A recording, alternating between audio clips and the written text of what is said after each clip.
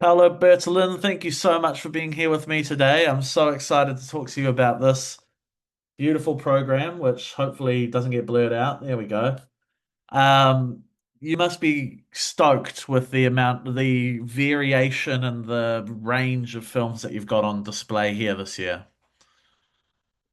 Well, yes. I mean, part of the conversation that we've been having throughout the process of making the festival this year was definitely about the fact that we had a lot of choices, that we had a lot of different films and very diverse propositions in terms of genres, in terms of origin, in terms of stances towards cinema. And I would say also in terms of the kind of message and mood that these films are offering to the audiences, which I think is exactly what we needed. I think we have a mix of films that is potentially appealing for very diverse audiences as well. So we are very happy about that. We feel quite confident that audiences can find something that they would like in the very many options that we are offering them. More than 100 films. So a little peek behind the curtain, maybe. What goes into the decisions you make in terms of like why choose this film over that film? Is it really just down to personal preference, or what kind of things go into your considerations? Well, there are a lot of factors that can play a role in this kind of decisions. I mean, of course, there is an artistic evaluation of the films. We try to present films that we like, films that we believe have value in terms of being screened to New Zealand audiences. But then, as I was saying earlier, we also need to interface with the audience itself, meaning that it is important to understand that it's not just me or a group of people picking films that we like, but also trying to create a conversation with the audience and making sure that we are speaking to as many people as possible, trying to cater to different tastes without I mean, without giving up on the quality of the overall quality. It is about trying to make as many audiences as possible happy, but at the same time not giving up on that benchmark of quality. I would say that personally, I feel that indeed, all the films in the festival are like children. We should love them, and we love them. Maybe not equally. I mean, there are some films that inevitably I myself like more than others, Sure. and my colleagues as well. There might be films that they love more than others. So it's all the time, not just for this festival, out of my experience of programming, it's a matter of making compromises. Sometimes there are films that you really love that you cannot program for one reason or another. Some other times there are films that you're not entirely convinced with, but you know, your colleagues and the demand of the audience make you realize that, okay, we need that as well in order to balance the different components of the festival, the different tones that we want to give to the program. And regarding what I was saying earlier about films that we don't manage to program, it's always a little bit of a disappointment. And last year, there was one film in particular that I was unhappy because we couldn't program it. And I managed to bring it back in this year. I'm gladly mentioning that it's Trenke Lauken, Oh, Laura Cittarella's film, which is actually from 2 years ago. It's a 4 hours Argentinian film that I'm gonna be premiered there. in Venice, and it was voted by the Cahiers du Cinéma, the prestigious French film magazine, 2 years ago as the best film of the year. So finally, New Zealand audiences get a chance to watch it, at least the ones in Wellington and Auckland. So I know it's challenging. It's more than 4 hours in two parts, but I would definitely recommend to catch this opportunity to see uh, this marvelous piece of cinema on the big screen. I'm so excited. I'm going to be there. I probably Thank was you for that. I was probably one of the people beating down your door or the New Zealand Film Festival's door asking for this film. So when I saw it in the program, I was just absolutely floating. I'm so excited to see it. Um, in terms of last year when we spoke, you mentioned how you felt it was important to sort of be a face of the festival, be the person who's like front facing in terms of you have these films that you've programmed and now you're kind of presenting them in a sense. Do you still feel that way in terms of this program? Absolutely, and that's part of my commitment to the festival and to the audiences of the festival. I mean, this is not a regular cinema programming. This is a festival, and a festival means curation. A festival means that someone takes responsibility for what is being screened, and I want to take responsibility of that. I want to share the love I have for the films.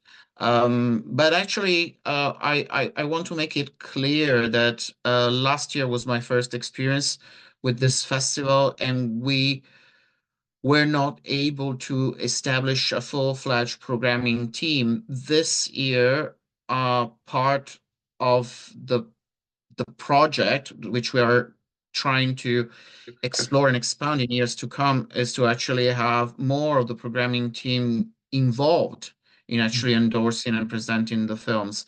This will be particularly relevant, I hope, in Christchurch, where I will only be there for a couple of days. But two of the people who have contributed in one way or another to the choice of the films, in particular Jordan Solomon, who is our uh, Christchurch coordinator and who is also a member of the selection committee.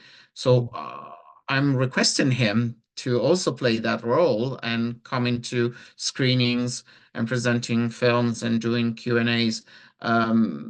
For me, the idea is, yes, I am frontlining the festival myself, but I would like other people in the team, whenever it's possible, to be there. It's not always possible simply because we are spread out throughout the whole country. We are presenting films in 10 cities and towns, and not everyone in the team can be everywhere. I mean, those who will be specifically in the different cities will be able to present some films and do some Q&As. But yeah, I feel like it's important that behind the choice of these films, there is a team. There are people who have watched films, who have decided to share them with the audiences, and who are, um, as I said, taking responsibility for those choices, being there to also converse with audiences in case they like them or they don't like them. Yeah, right. Yeah, I mean, this is also one of the things that you kind of pioneered last year with these strands. And so having your films be organized into these kind of strand categories, and you've brought that back again this year. So can you explain what the importance of the strands is, what the thinking was behind the different strands, that kind of thing? Well, I think that it's just an easy mapping of the program. It can give an idea of what kind of films you will find in that section, and maybe that will help you as an audience to match with what you're looking for. Because as much as possible, we have tried to keep a certain coherence within the different sections so that audiences who are looking for a certain kind of content, they will find it in that specific strand. I mean, in my opinion, you can give examples with all the different sections of the festival, but probably the most obvious one, the one that creates an obvious response, is rhythms, the section devoted to cinema and music films that have to do with music and deal with music either through documentaries about musicians or through fictions that incorporate music as an important part of the narration. I feel that we always have a very strong response towards those films because it's really like bringing into the cinemas a specifically component, as a specific demographic Mm, who doesn't necessarily watch other films. mm, That's why we have very good responses to those films. On the other hand, in a section like portraits, you have films that are specifically character driven, mm, and that leads probably to questions that are related to identity. So, audiences were interested in characters that are faced with choices that are related to their life and their identity. I feel they can find films that in this section deal with the different angles that identity can bring into a story. I don't want to delve too deep specifically in the different cases, but I feel this is an indication of what we have there. Just as in widescreen, instead, you have views on what is happening in the world. Films that, again, through fiction or documentary, um, give us a perspective on societal and political issues um, of any corner of the world. mm. So again, if one is politically engaged and wants to discover that kind of film, that is definitely a section that is providing that kind of engagement. At the same time, that section is not necessarily uh, tackling those issues, these wider issues, only in a very serious and, Yeah, clear. depressing manner, because surprisingly, you will find even comedies in Mm. that section. So Right. I would say that what is interesting is that even within the different sections, there are different angles through which the different aspects of those questions are tackled. Mm. And so we'll dig into the we've already talked about Trinkalauken, but what are the films that you're particularly excited to be presenting to us? What are the ones that hold a close space in your heart? We won't focus on the ones. Uh, well, there's way too many. I would feel that, as usual, when you are creating a whole festival, it's difficult to pick the ones that you would like to single out. I mean, we're talking about more than 100 films. And I mean, I I could pick some and I will do so, but let me say that this is not like the top No, five. It's a random choice of please ones that maybe I would like to single out for one reason or another. And obviously, I would say that one of the films that certainly is a landmark this year for various reasons is Oliver Lache's Sirat, one of the Spanish films that were selected for the Cannes competition. It's a film that had a huge critical acclaim. It won the Prix du Jury, the jury prize in Cannes. And it's definitely a film that would surprise audiences. I would say that it's the Mad Max of auteur cinema, fantastic. not only because of its desert setting, but also because of its disregard um, for the conventions of narrative. It's a film that, I mean, I don't want to spoil anything, but I can just say that it's a film that starts with a very uh, classic plot-driven appearance and then gets rid of that and becomes something else. And that is truly amazing. And it's a visual and sonic experience that is definitely worth experiencing on the big screen. Oh yes. Um, Another Cannes film, well, actually, I mean, I know that we always end up talking about Cannes films, but it's worth mentioning a couple of other films. Another Cannes film that I really loved, and we are very proud to screen because we are really among the first festivals to screen it after Cannes. It's the Japanese film Kokuho, Mm. which means national treasure. The film has become a sleeper hit in Japan because nobody expected a 3 hours film about kabuki theater, to become such a big hit, but it became the biggest live action film in the last 20 years. Wow. It's really huge. Fantastic. Um, and now people are talking about it as the potential Japanese entry for the Oscars. We will see. We will know in the fall. But I would really recommend audiences to discover this film because it's just a sweeping classic drama about devotion to arts. For various reasons, you could compare it to something like Farewell, My Concubine.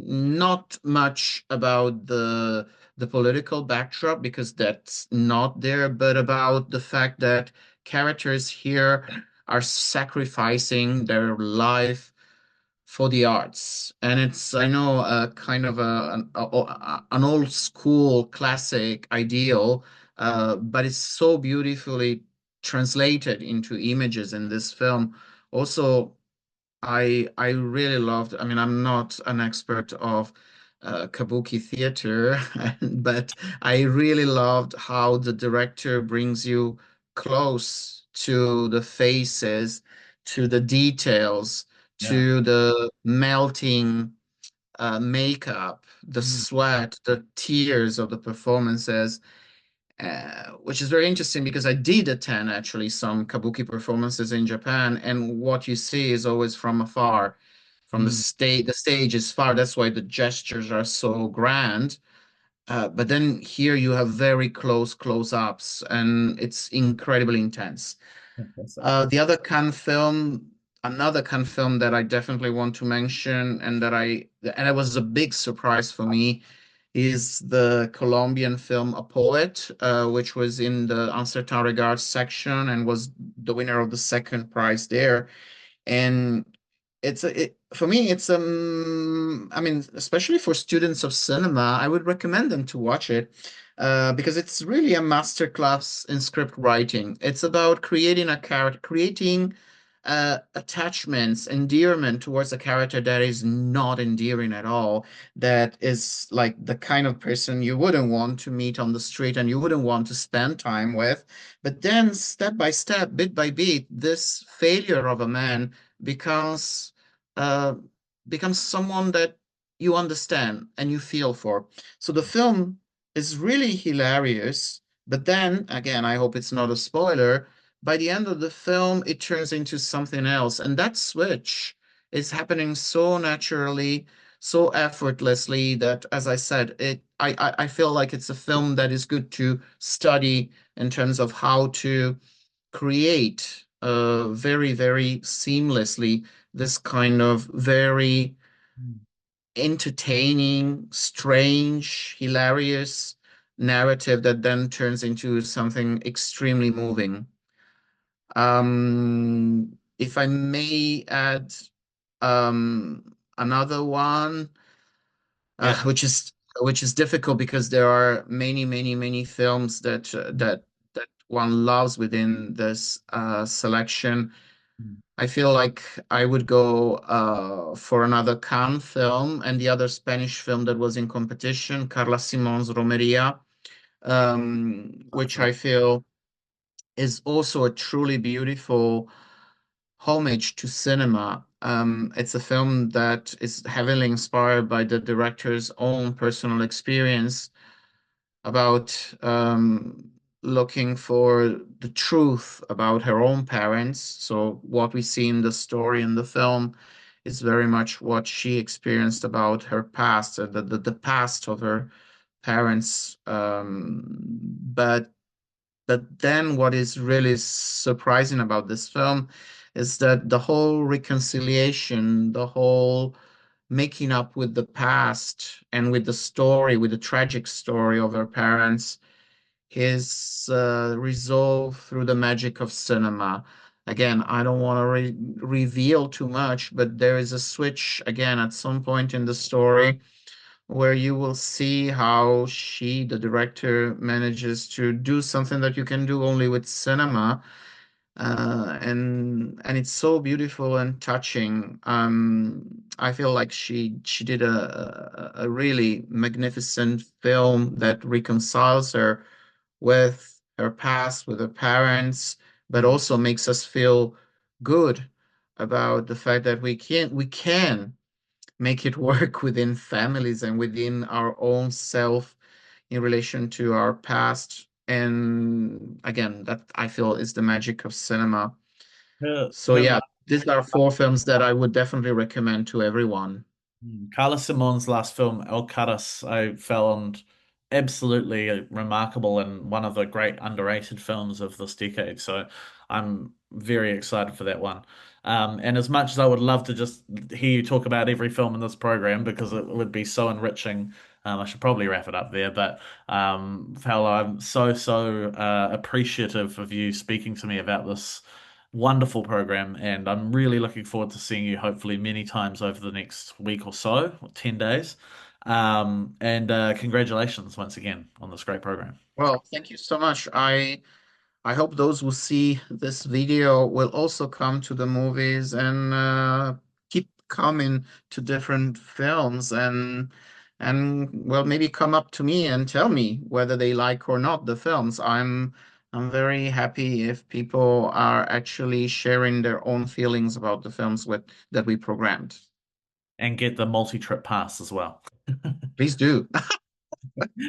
Thank you, Paolo. Much appreciated. My pleasure. Thank you so much.